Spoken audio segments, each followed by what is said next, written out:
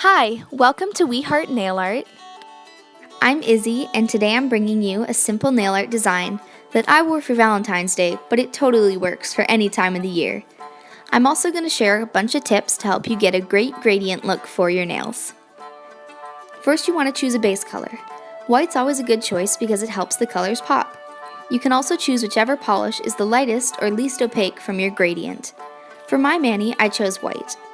I would usually apply 2 coats of this polish, but since we're covering it with a gradient, 1 coat is fine.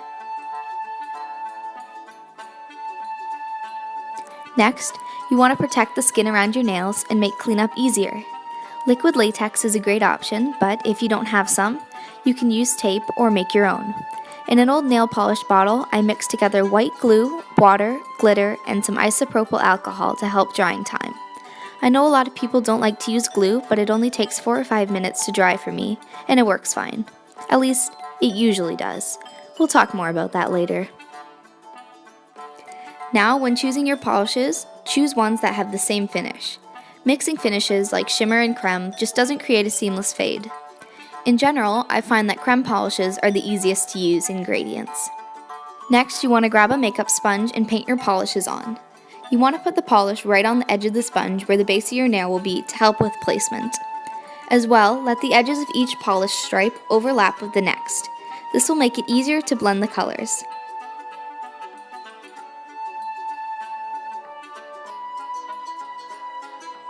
Then you just dab the sponge on your nail. You want to move the sponge up and down a little as you move side to side, but don't move a lot or the colors will blend too much. And make sure to get the sides of your nail too. Before each layer, you want to reapply polish to the makeup sponge. As well, you want to work in thin layers and let each one dry in between to keep the polish from getting gunky. You don't want to fiddle too much with the gradient or you might go too far and lose the colors into each other. On camera, I got a great gradient, but then I started to fiddle with it after off camera, and I went a little too far and lost some of the white on the nail tip. When you're done the final layer, peel off your cuticle protector when the polish is still wet for easier removal. Of course, because I was filming, it didn't go the best. I promise you this works. It just didn't want to work for me today.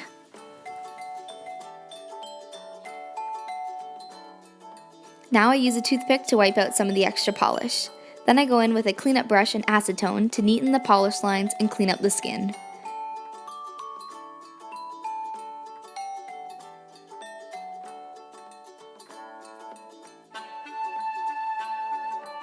Finally, I apply a top coat.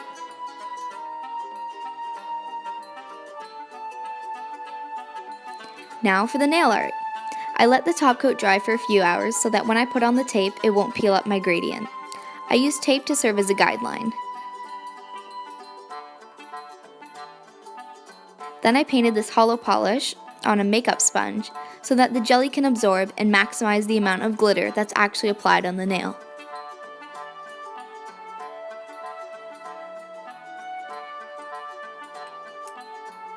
I did a few sponging coats, then one painted layer on top to smooth it out before peeling up the tape to reveal the design.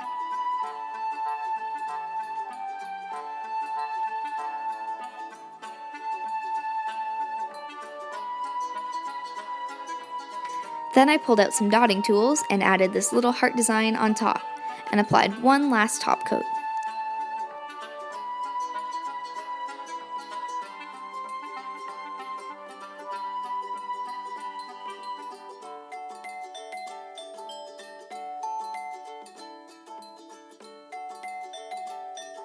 Well, there's my final design. Thank you so much for watching this video. I hope you learned something or that it inspired you. Come check me out on Instagram at IzzyNailsIt if you recreate it, have any questions, or just want to check out more nail art like this. Don't forget to like this video if you did, and subscribe if you want to see more nail art videos like this.